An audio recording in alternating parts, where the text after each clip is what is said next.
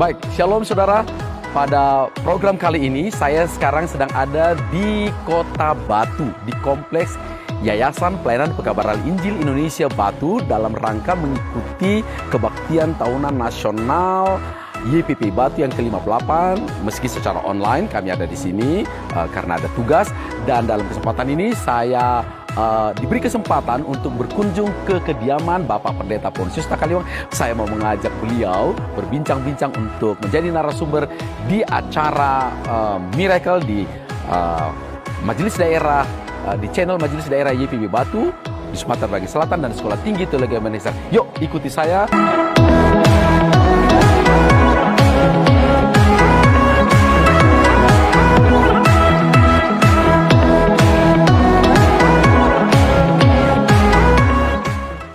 Shalom, pada kesempatan ini kami sangat bersyukur sekali karena bisa mendatangi, berkunjung di rumah kediaman Bapak Pendeta Ponsius Takaliwang. Terima kasih Pak Pendeta Ponsius sudah menjadi narasumber bagi program kami Miracle. Apa kabar nih Pak Pendeta? Kabar sangat baik. Puji Tuhan. Wah, ini pandemi ini Bapak masih sehat. Pandemi-pandemi, tapi yang penting kita dengan Tuhan. Amin, amin. Bapak tetap sehat, luar biasa. Kami sangat bangga. Tentu semua bangga dengan Bapak. Bapak masih ada sampai sekarang, luar biasa. Pak Pendeta, sebelum kita panjang lebar dibicara, boleh nggak, orang itu pengen tahu Pak, kami ini selalu kepo ini, Bapak ini bagaimana sih kisah terpanggilnya? Sedikitlah sebelum kita bicara masa kini, masa lalu Bapak. Bapak itu dari mana dan bagaimana Bapak terpanggil jadi hamba Tuhan? Monggo Pak Pendeta. Ya, saya ini tidak tertarik dengan pendeta terus terang. Bapak saya apalagi, walaupun ya majelis gereja kan belum bertobat. Bapak saya lebih banyak belajar mantra daripada baca Alkitab. Nah, saya lihat masa itu ya? Masa itu. Ya benar. Jadi saya tidak suka baca Alkitab. Kalau buku mantra banyak. Dan pernah ada kebandohan di samping rumah saya. Sama sekali saya tidak tertarik. Padahal itu kebangunan rohani. Di samping rumah. Di samping rumah. Sama sekali saya bilang betul. Kalau Tuhan tidak bekerja dengan manusia jadi kacau balau sudah. Iya. Nah, tapi Tuhan sangat luar biasa. Lalu saya lagi, karena kita kan di kampung ada ajaran mesti hormati orang tua. Di daerah Sangir ya Pak ya? Sangir, Cengketelap, Sulawesi Utara. Dan saya tahu itu.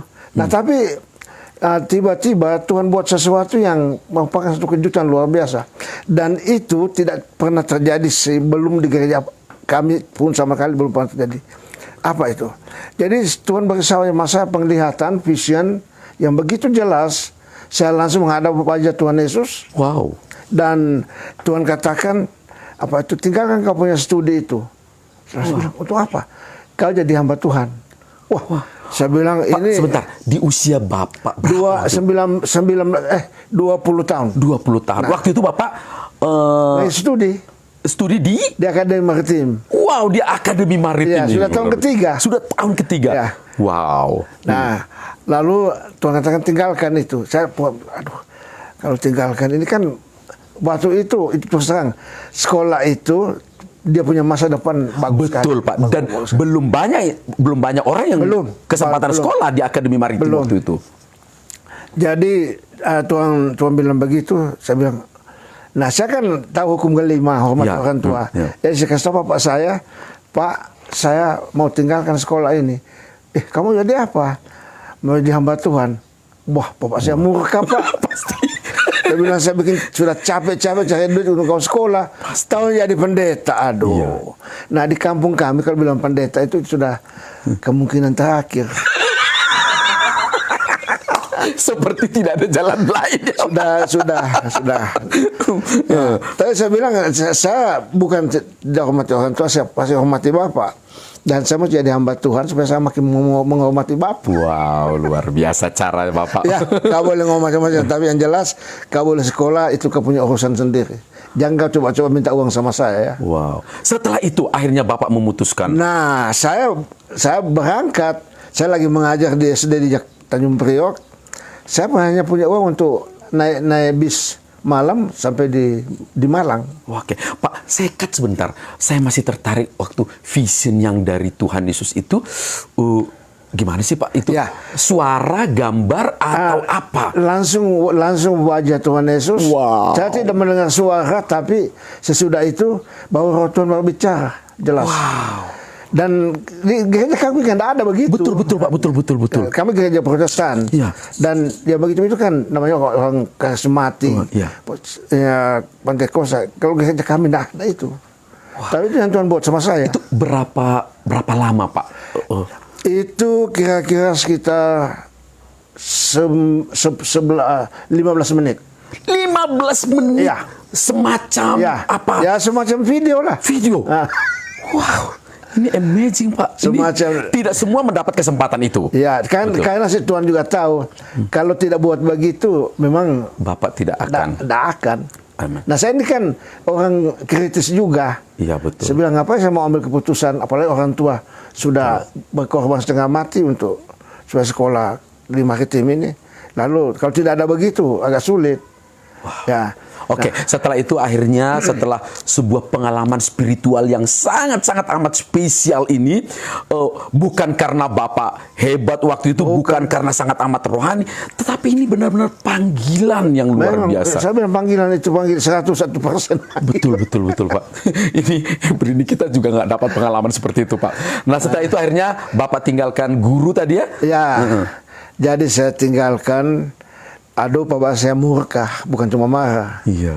Dia bilang, wah kamu ini bikin habis uang saya, ujungnya jadi pendeta. Aduh. Ya saya bilang, Pak ini bukan saya mau, ini Tuhan mau begini. Iya. Pak. Saya tidak peduli, pokoknya kau bikin rugi saya. Iya, tentu orang tua, semua orang tua pasti begitu ya Pak ya. Iya. Nah, lalu saya waktu dibilang, jangan kau coba-coba minta uang sama saya, karena saya tidak akan kasih uang sama kamu sedikit pun. Kau sudah bikin rugi saya banyak kok. Iya. Oh ya sudahlah. Nah saya langsung diberi, Roh Kudus itu hebat.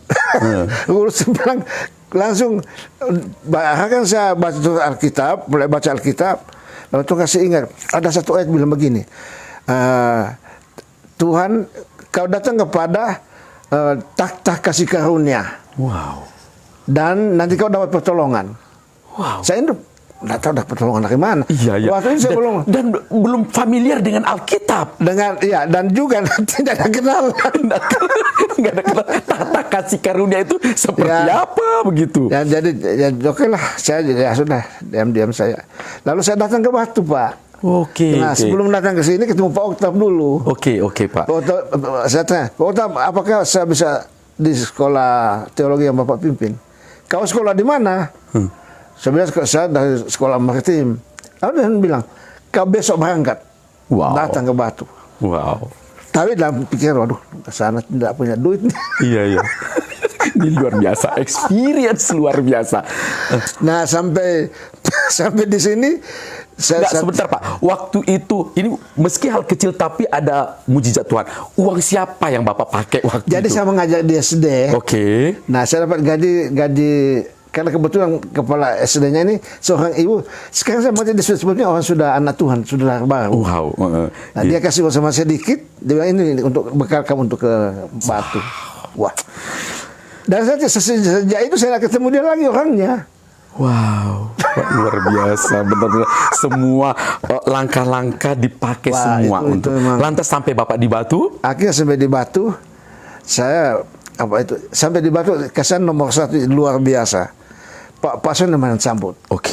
Wow. Dan orang putih toh. Iya. Langsung diambil koposnya, dia pikul. Wow. Dan waktu itu kulturnya kita sangat mengerti. Tadi Bapak bilang kok orang bule mengangkat koper Bapak. Jadi ini gempa bumi untuk saya Pak. Terus karena saya bilang, gimana orang putih ini? Ya saya kan belum mengerti Jerman Belanda, pokoknya yang putih aja. Ya sudah, dia bawa sampai ke kamar. Lalu sekarang saya sudah mau hidup di sini kan. Ya ini kan mesti ada uang asrama. Betul uang makan. Sedangkan pegangan saya itu, aduh, tidak ada. Jadi dipanggil oleh Bendahara I3 waktu itu Ibu Fenis Garlaki. Oke, ya. Dia tanya, kapan kau bayar uang asrama? Iya. Mat ya. Bapak jawab apa? Saya bilang, Bu, tunggu, pasti saya bayar. Wow. Begitu. Jawaban iman itu. Apa saya bayar? Betul. 1 minggu berikutnya saya dipanggil lagi. Gimana uang sekolah? Sudah punya. Sedang datang. Tapi tunggu dulu, ini Bapak ini kan memang sebelum nanti terkenal kan juga dengan orang beriman luar biasa. Tapi Bapak tidak tahu itu ada uang dari mana, nggak tahu sebenarnya. Sama sekali, saya tidak punya kenalan. Nggak punya kenalan dari mana? Orang tua nggak mungkin. Tapi Bapak memberikan jawab sedang dalam perjalanan. Nah, jadi kemudian dia panggil lagi, lalu dia bilang, Ponsius, panggil nama kecil, Ponsius. Nah, syukurlah sama Tuhan. Kenapa Bu? Kau akan disponsori selama belajar 5 tahun di sini. Wow. Lalu saya tanya, siapa orangnya? Anda tidak usah tahu. Nah, itu betul. Dan sampai siang ini saya tidak tahu, sejak tahun 69. Aduh. Saya tidak tahu. Itu jelas man of God. Manusia Tuhan nggak tahu, udahlah. Itu urusan Tuhan lah ya Pak ya. Jadi saya bilang begini, siapa yang biasa bilang, saya tidak tahu. yang jelas kalau Tuhan Yesus datang kedua kali, saya berterima kasih sama dia karena saya sudah bertobat, diselamatkan. Yang kedua, saya Tuhan, mana itu orang yang kasih sponsor saya selama belajar? Iya. Nanti bertemu di surga. Itu lagi sedang duduk di mana? Jadi gitu. Nah, jadi betul sampai hari ini saya tidak tahu. Baik, Pak. Puji Tuhan dengan masa lalu yang jelas, sangat amat jelas. Pak Pendeta, selama di Batu di sini sampai sekarang, Bapak dikenal dengan ikonnya okultisme. Pak, boleh cerita nggak gimana itu okultisme? Bagaimanapun di Indonesia ini, cerita tentang pelayanan okultisme tidak bisa dilepaskan dari pelayanan YPPI, dan di dalamnya ada seorang pendeta Pontius Takaliwang dengan Ibu Susana yang juga sudah menulis buku cara menghidupkan mayat dan sebagainya. Pak, cerita dulu, okultisme itu sebenarnya apa dan setan bagaimana itu? Pak, saya terus terang, saya kan datang kan mau belajar teologi ya. Betul. Nah, saya punya keterbatasan. Ya kalau belajar teologi, ya belajar tentang Tuhan Yesus. Betul. Nah, tapi orang lalu dapat kuliah, Pak Suleman kasih kuliah mengenai iblis. Nah, saya waktu ke Jerman, saya bertemu dengan orang tuanya Pak Suleman, itu Dr. Suleman tua itu. Dia bilang, kita belajar hanya firman Tuhan, dapat macam-macam. Pokoknya Tuhan Yesus bukan lain-lain. Iya. Tapi setelah beberapa bulan berikutnya, saya lihat ada mahasiswa yang kerasukan setan di 3 Batu itu. Iya. Lalu saya pikir, ini kan sekolah teologi kok ada waktu itu, ya. Tapi rupanya yang belajar ini ya datang juga masih bawa jimat. Oke. Belum lepaskan. Ya. Jadi ya sudah, didoakan dilepaskan, ya sudah terlepas, akhirnya bebas. Ya. Jadi saya mulai lihat, wah ini pakai nama Yesus. Setannya pun tampak. Itu pengalaman pertama Bapak. Iya. Oke. Ya. Bapak waktu itu apa yang Bapak lakukan di pengalaman yang Ya, pertama? saya hanya dengar pasangan bilang, pokoknya kalau ketemu iblis, usir aja dalam nama Tuhan. Bapak usir begitu aja? Usir begitu saja. Saya belum tahu teologiannya, Pak. Waktu itu Bapak semester berapa waktu itu? Masih semester 1. Semester 1 sudah diperhadapkan dengan demikian? Enggak, semester 3 maksud saya. Masuk semester 3? Iya. Apa respon Bapak waktu itu? Wah, saya bilang bagus juga ini. Nah, mulai tersebar. Ada orang kerasukan setan, ditengking, lalu lepas dan bebas. Nah, mulai cerita macam-macam kemana-mana. Pak Pontius begitu. Mulai. Jadi saya lihat popularitas itu tidak usah kita cari-cari, Pak. Kalau Tuhan kerja itu. Satu ilmu. Popularitas nggak usah dicari. Lantas, itu kalau setelah Bapak akhirnya begitu dikenal, setelah tamat pengalaman pelayanan okultisme ini, yang mana yang paling memberikan kesan kepada Bapak? Yang pengalaman yang saya bertemu seorang kerasukan setan dirasuki oleh 3.500 roh jahat. Wow. 3.500 roh jatuh. Seperti apa bentuk orang itu, Pak? Orangnya masih muda. Ya. Masih muda. Lalu dia dia ikut kebaktian, dia dengar khotbah. Lalu saya biasa saja saya bilang, ya kalau saudara mau diberkati Tuhan ya maju aja ke depan, angkat tangan. Nah, dia angkat tangan ke depan, sampai di depan langsung jatuh. Oke. Jatuh. Nah, waktu saya kemudian dengar istilah ditolak-tolak itu, saya betul-betul terganggu. Saya bilang asli tidak begitu. Betul. Langsung jatuh. Nah, setelahnya saya tahu majelis, tolong angkat dia ke belakang, dia doakan. Nah, sampai di belakang saya tanya, berapa banyak kamu di sini? Ya. Dia bilang kami 3.500 lebih. Wow. Kenapa kamu masuk di sini? Iya. Habis dia panggil kami. Oh, berarti orang itu memang sengaja waktu itu dengan praktek perdukunan atau apa segala macam. Lantas bagaimana Pak cerita waktu itu? Saya bilang orang ini itu milik Tuhan Yesus. Tubuhnya bukan tempat kediaman, ini tempat kediaman roh Allah dari surga. Jadi kau tidak punya hak diam di situ. Jadi sekarang saya perintahkan kau pergi dari sini. Keluar semua, Pak. 3.500 dengan semua action-actionnya, aksinya begitu, Pak ya?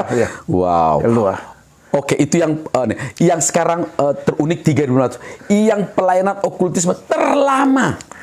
Paling lama saya layani satu orang itu kurang lebih sekitar 3 bulan.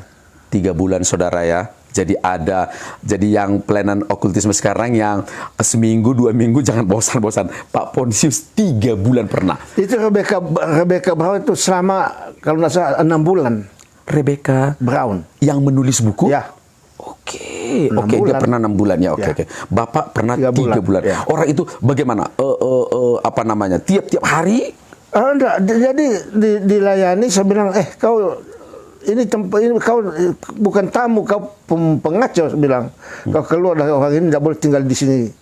Keluar sekarang, tidak boleh lama-lama. Lalu dia bilang, oke, saya mau keluar. Saya bilang, jangan lagi janji-janji, keluar aja sekarang langsung. Saya tidak percaya sama kamu punya janji, itu omong kosong semua. Kalau lepas Pak keluar. Keluar. Nah. Tapi masuk lagi, keluar masuk lagi. Enggak, keluar. Keluar. Oke. Lalu jadi, kenapa lama? Lama karena kakinya banyak sekali Pak. Oke. Jadi sesudah saya hanya saya punya pikiran sudah di tengking aja keluar. Lalu saya bilang oke, lalu dia dibimbing terima Tuhan Yesus ya. Oke. Lalu saya bilang sudah kau pulang saja. Iya Pak, terima kasih banyak. Pulang. 4 atau 5 tahun berikutnya saya lagi KKR di tim-tim. Oke. Lalu tiba-tiba ada satu orang, selamat bertemu Pak Pontius. Kamu siapa ya? Dia bilang, Bapak ini sombong sekali. Saya bilang, kok Bapak lupa sama saya? Saya bilang, maaf ya, saya bukan Tuhan Allah Maha Tahu. Pak, saya dulu dirasuk 3.500 orang jahat. Oke. Bapak yang tengking, lah saya orangnya. Wow. Ketemu langsung. Di Timur. Timur. Rupanya sudah di tengking itu, dia belajar sekolah Tanjung Enim. Wow. Iya, Siapa itu? Alumni Tanjung Enim. Dia orang-orang Nias, Pak. Orang ini tapi di tim-tim. Nah, lalu dia dapat istri orang-orang tim-tim. Lalu dia ikut istrinya ke sana. Oke, nanti kita cari.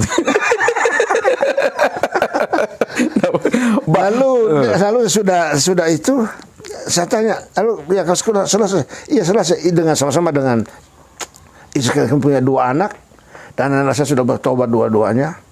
Oh bagus saya bilang. Jadi, nah sesudah itu saya lalu dia bilang, pokoknya Bapak sudah datang tidak boleh nginap di tempat lain, harus nginap di tempat penginapan kami. Wow. Lalu dia bilang, dan Bapak tidak usah bayar. Wah, itu berkat-berkat tambahan. Pak, ini kan sebenarnya okultisme ini bukan sesuatu yang menakutkan bagi orang lain, sangat-sangat menakutkan. Nah, sekali lagi Pak, sudah tadi terlama itu benar-benar khusus. Sekarang Pak, pelayanan okultisme terlucu. Yang lucu, yang membuat Bapak geli dengan setan ini apa Pak? Ya lucu banyak juga ya. Tapi yang cukup lucu ada satu orang, dia ada waktu setan di tengking, dia bilang jangan gitu dong Pak, masa usir-usir. ngomong kayak sahabat begitu ya. Saya bilang enggak, kau disuruh Tuhan saya suruh kau mesti diusir, enggak boleh tinggal lama-lama di sini. Iya Bapak ini kejam amat. Memang kau kejam kok. Iya. Jadi ya sudah lepas. Oke, luar biasa. Tapi saya lihat setan ini memang Bapak segala penipu betul sekali. Dia punya taktik itu. Kan ahli ilmu jiwa Pak. Betul.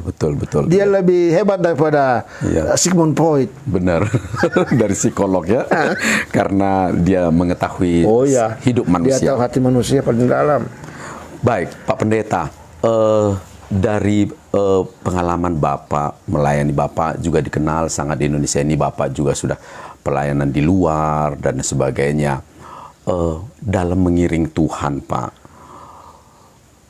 kasih karunia apa yang paling Bapak rasakan selain keselamatan sampai Bapak ada sampai saat ini? Kalau ditanya, saya pikir satu hal yang Roh Kudus kerjakan dalam hidup kita ialah Roh Tuhan bekerja, Roh Tuhan jelas menegaskan kau tidak ada apa-apanya. Wow. Jadi kau bisa buat ini bukan karena siapa? Itu karena Tuhan saja. Kau tidak ada apa-apanya. Kau hanya taat saja. Wow. Tidak usah macam-macam lah. Jadi Tuhan bilang, memang ada gelar macam-macam. Itu bagus sekali. Cuma tolong kau jangan menyembah berhala baru. Oke. Nah, gelar itu berkat Tuhan supaya kau jangan andalkan itu. Nanti kau tak bisa dipakai dengan baik. Wow. Oh ya sebenarnya. Wah, itu pengalaman mendapat inspirasi betul. dari Tuhan. Kamu tidak ada apa-apanya. Jadi Pak, saya bersuka cita karena ada teman yang dapat kesempatan belajar akademis sampai S3 itu bagus sekali. Nah, tapi Tuhan terus katakan, andalanmu hanya Tuhan Yesus. Iya, iya. Karena kau sudah dengar kan orang punya gelar karena tidak mengandalkan Tuhan, akhirnya berantakan juga itu. Oke, iya, iya. Oh iya sebenarnya. Pak Pendeta, kan Bapak kalau dikatakan ikonnya YPPI juga iya. Selain Pak Oktav, bapak-bapak yang lain, Bapak juga mengenal YPPI, ya Bapak juga. Kalau ditanya ini Pak, kenapa Bapak masih bertahan di YPPI ini Pak? Ya, itu pertanyaan bagus sekali. Itu saya masuk ke Batu YPPI.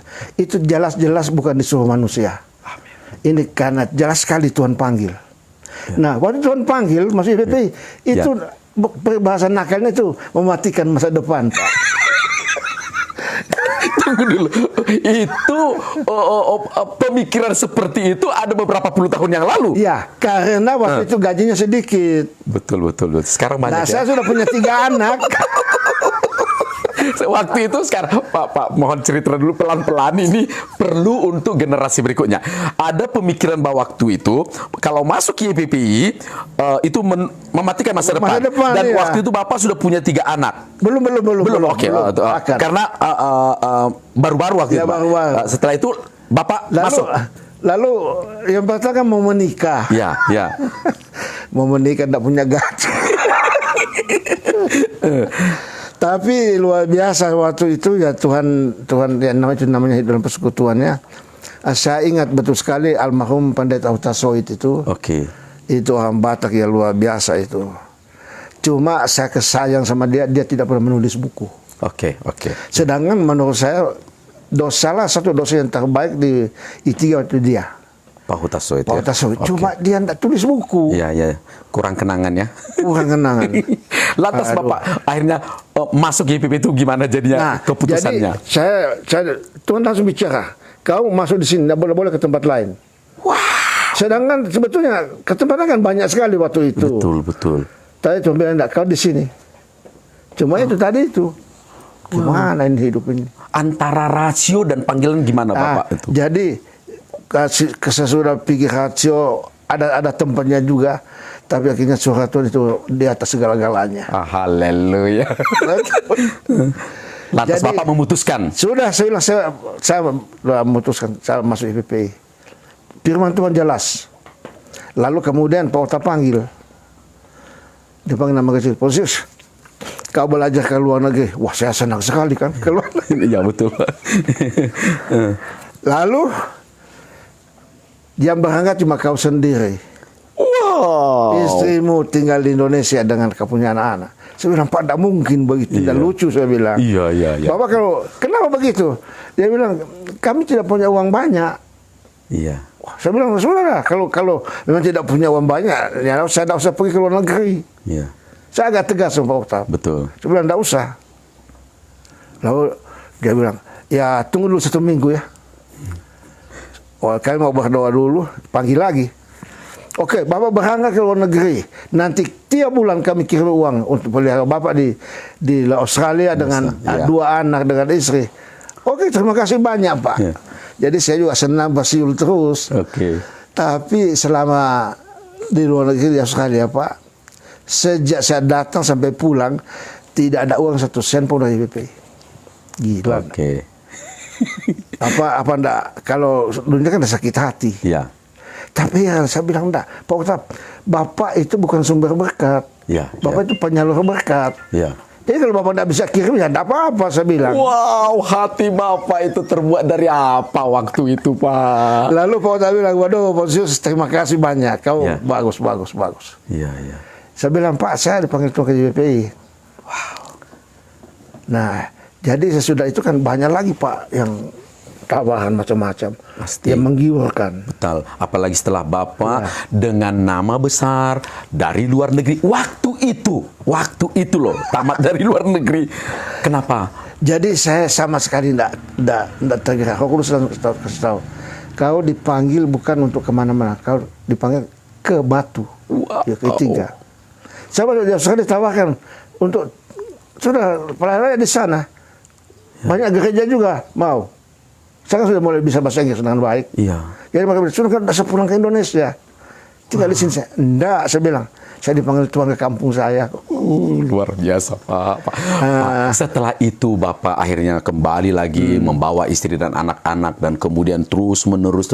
Saya yakin dalam perjalanan itu masih banyak godaan. Oleh karena masalah, berkat, macam-macam pasti persoalannya, Pak, ya. Persoalan organisasi, finansial dan sebagainya. Kenapa Bapak masih tetap bertahan, Pak? Karena panggilan itu jelas. Panggilan jelas. Jelas, ya. Wow. Saya perhatikan akhirnya sama hamba Tuhan itu, kenapa dia berpindah-pindah? Karena dia tidak tahu panggilan jelas. Waduh, ini benar-benar sedikit menghantam tapi juga wow. Menegaskan, Pak. Iya. Jadi kalau tidak jelas panggilan itu memang terombang-ambing kita. Jadi setelah saya tahu, saya masuk JP. Jadi saya bilang, Pak, susah senangnya itu saya mesti hadapi dan tanggung semua. Bukan cuma mau waktu senang mau dengan Bapak PPI, tidak bisa begitu. Karena saya bilang saya punya Tuhan Yesus dan Bapak apa itu ya saya taati karena Bapak sebagai hamba Tuhan juga. Wow, luar biasa, Pak Pendeta. Bapak pasti kalau bercerita untuk membuktikan pemeliharaan Tuhan itu nggak henti-hentinya, bahwa ternyata selama di IPP Bapak dipelihara juga ya, Pak, ya, benar ya? Oh, sangat. Melimpah-limpah ya, Pak, ya? Kayak tema kita KTN 58 ini melimpah-limpah. Dan semua orang bisa melihat bahwa Bapak ada saluran berkat bagi banyak orang.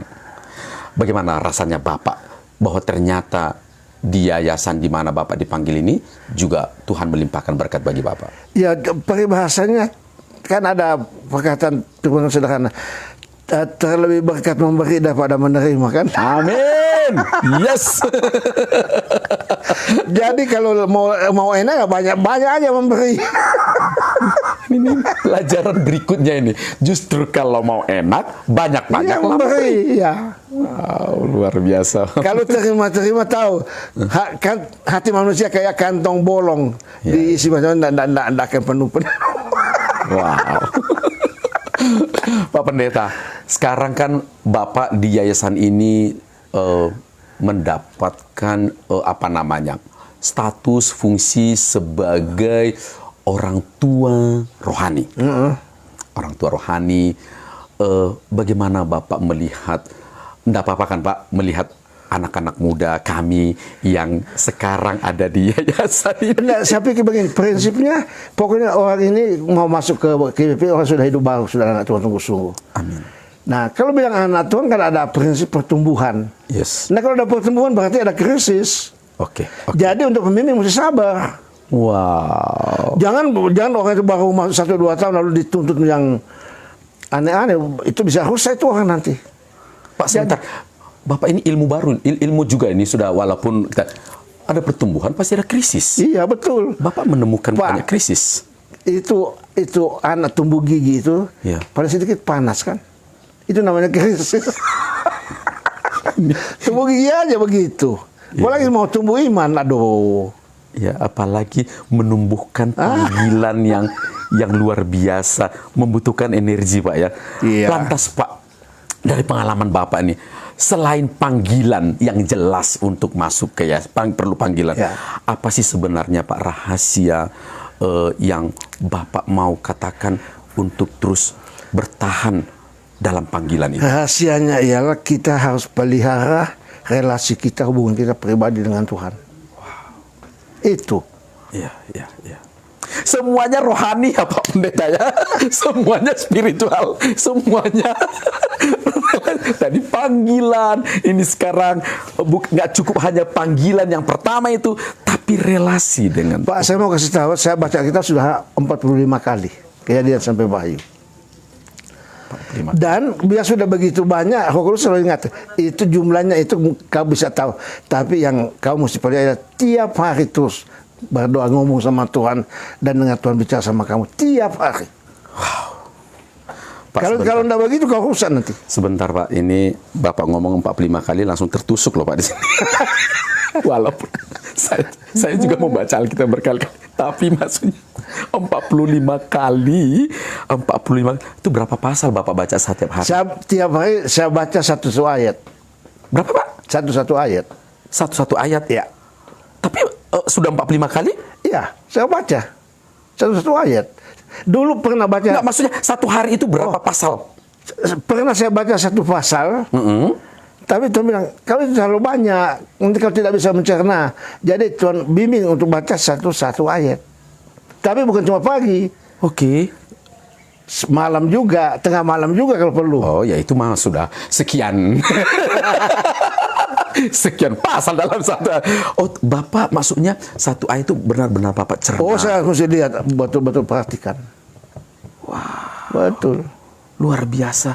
Karena Tuhan kasih keyakinan. Semua kata, termasuk tanda baca di Alkitab, semua ada maksud. Semua kata, semua tanda baca, semua ada maksud. Dan ini benar-benar. Nah, harus perhatikan semua. Wow. Gitu.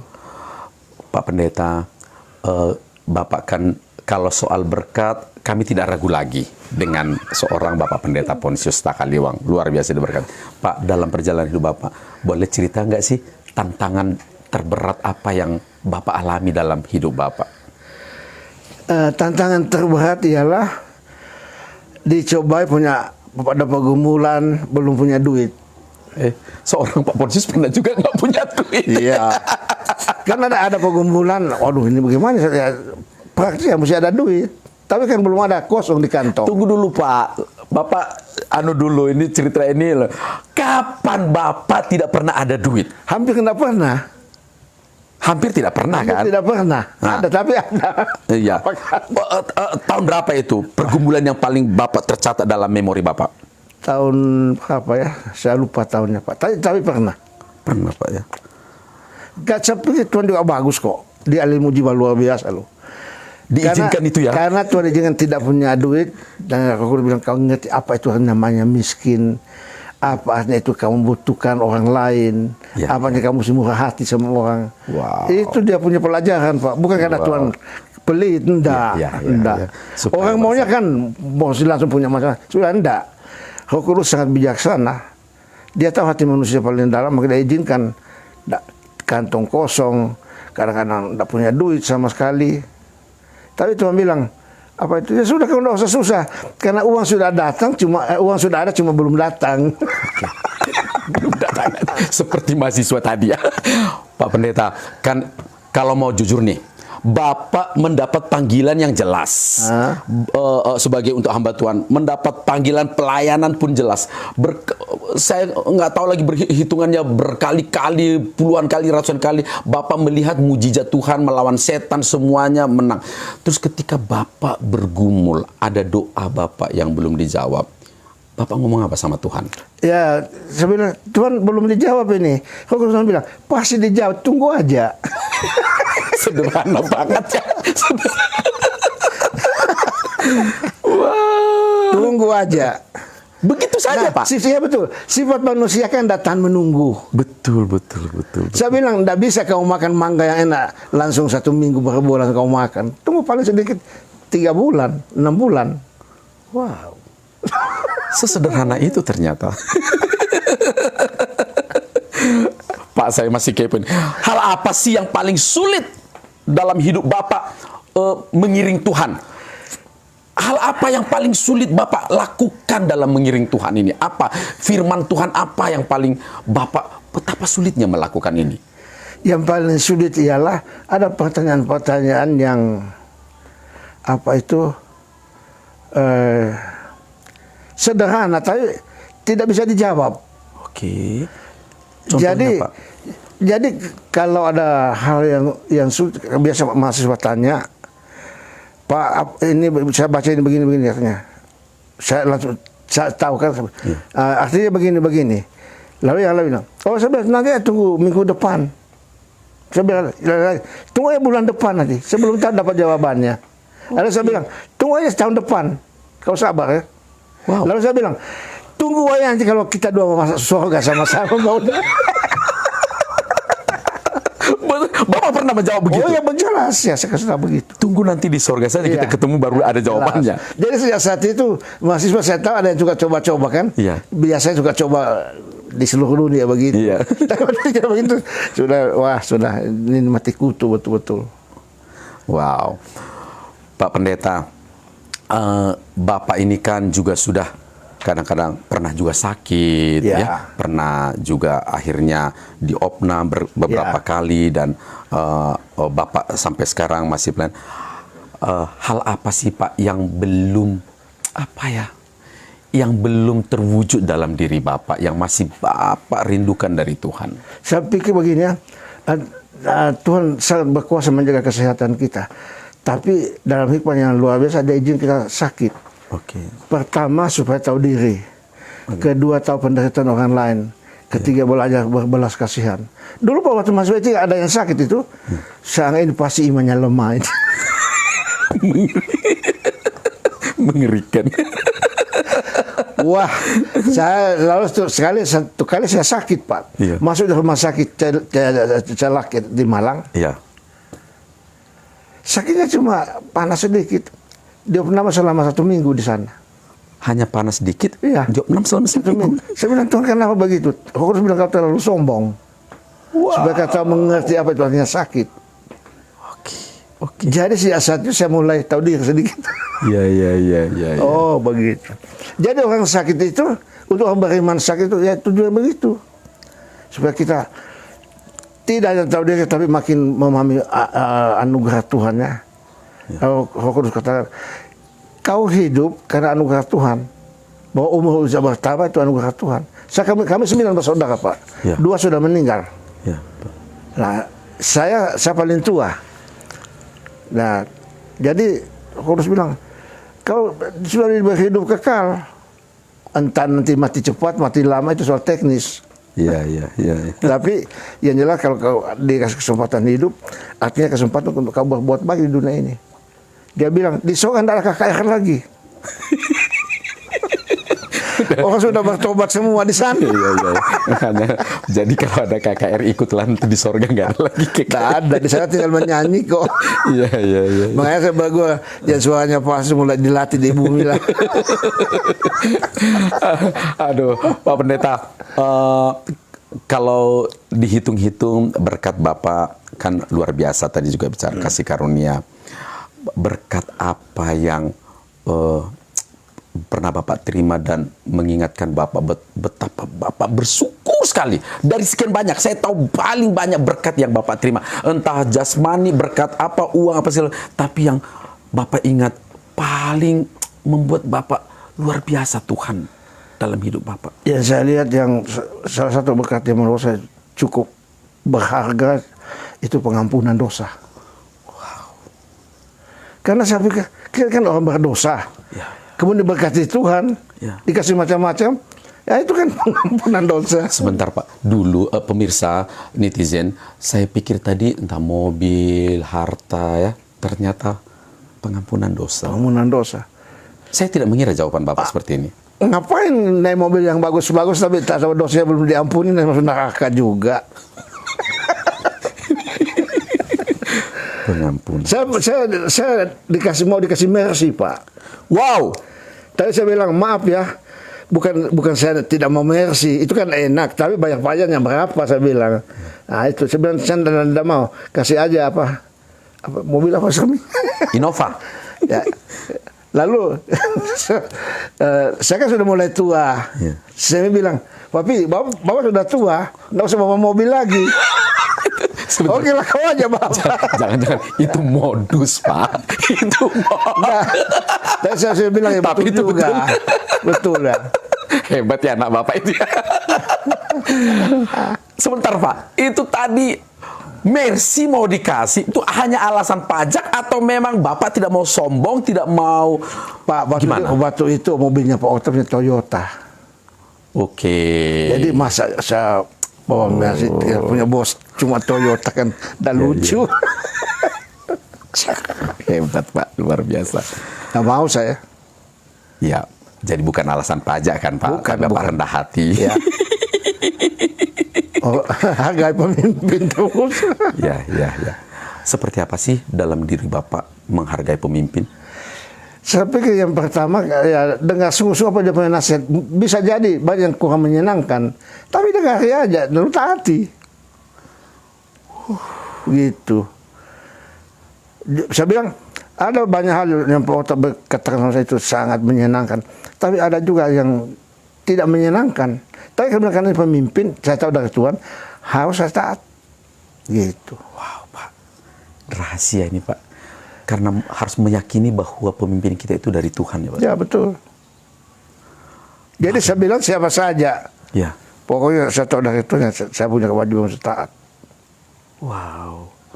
Pak Pendeta luar biasa kehebatan cinta Tuhan dalam diri Bapak. Kalau sekarang ini ditanya Pak, masa depan ada orang mengatakan, Pak Pendeta Pontius, masa depan YPP itu tidak ada lagi. Mungkin misalnya, apa Bapak mau katakan kepada orang Pak, kritik macam itu sudah sejak zaman purbakala. Zaman purba. Saya enggak percaya, kecuali yang bertuah memimpin di situ memang tidak betul dengan Tuhan. Bisa jadi begitu kan, sejarah mencatat. Oke. Ada yayasan yang rohani, tapi juga rusak kan. Betul. Tergantung pada orangnya. Jadi selama orangnya takut Tuhan, that's alright. Go on. Go on. Tapi kalau pemimpinnya sudah macam-macam, wah sudah. Itu jadi calon almarhum sudah. Oke. Luar biasa. Pak, yang terakhir, boleh dong Bapak cerita kepada kami, kepada itu, apa nasihat atau apa namanya, apa yang Bapak pegang terus dalam mengiring Tuhan ini?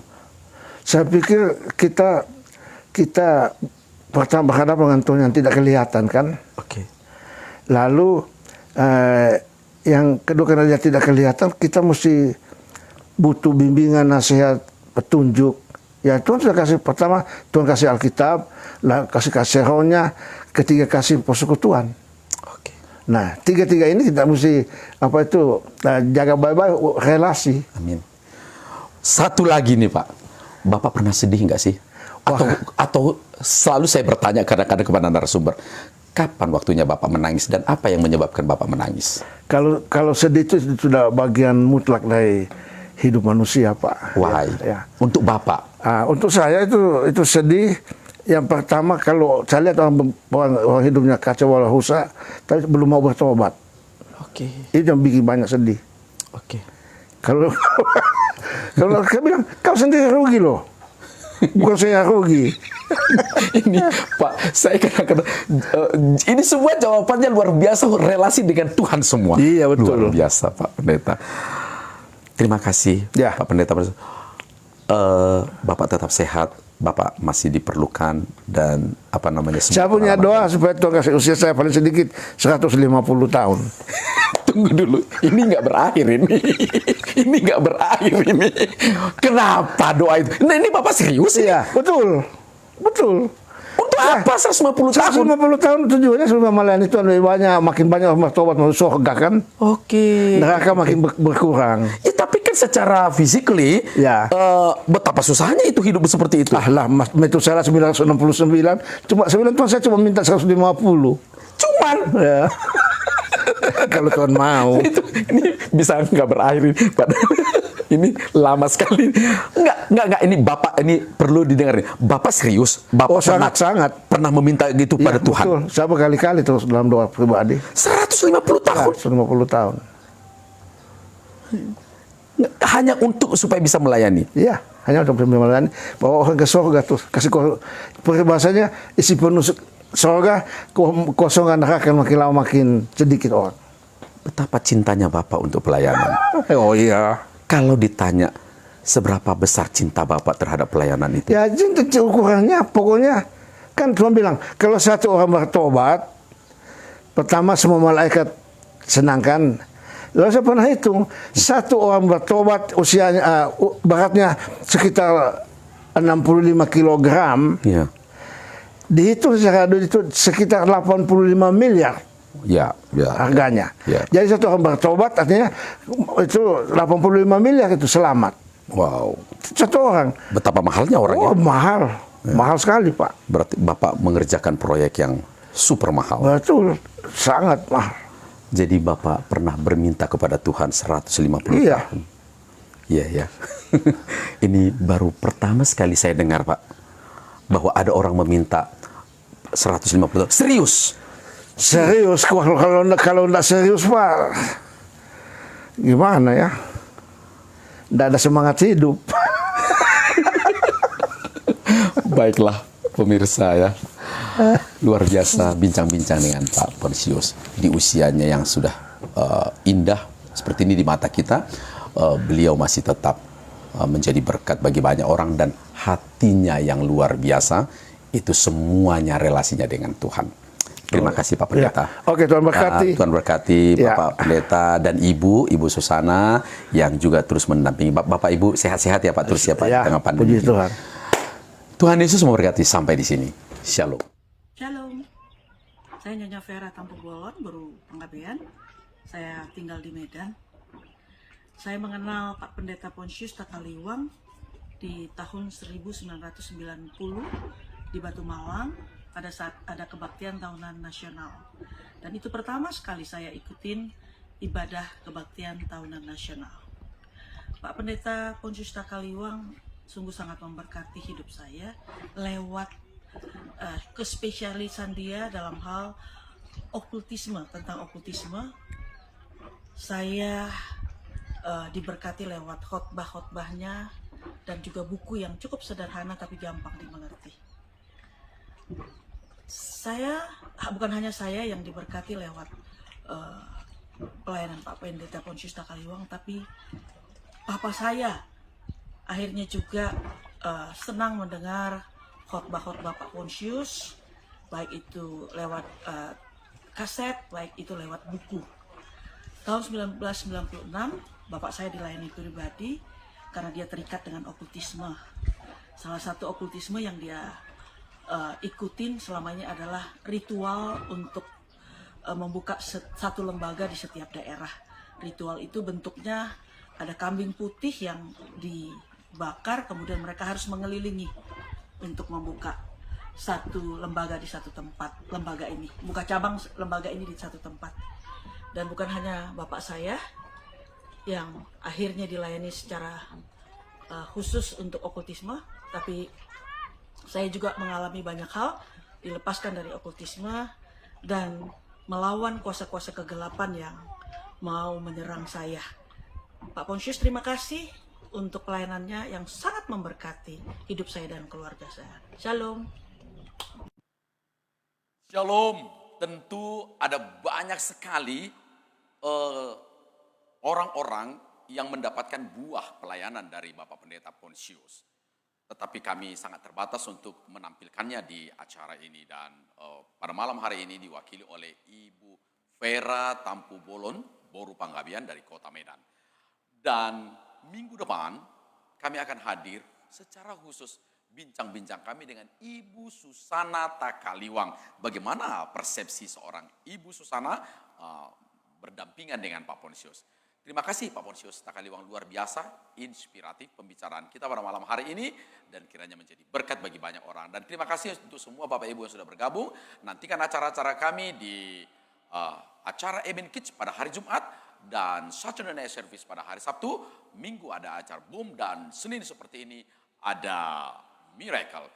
Sampai di sini pertemuan kita dan terima kasih kehadiran Anda di di channel Majelis Daerah YPP Batu di Sumatera Bagian Selatan dan Sekolah Tinggi Teologi Ebenezer. Sampai ketemu, Tuhan Yesus memberkati.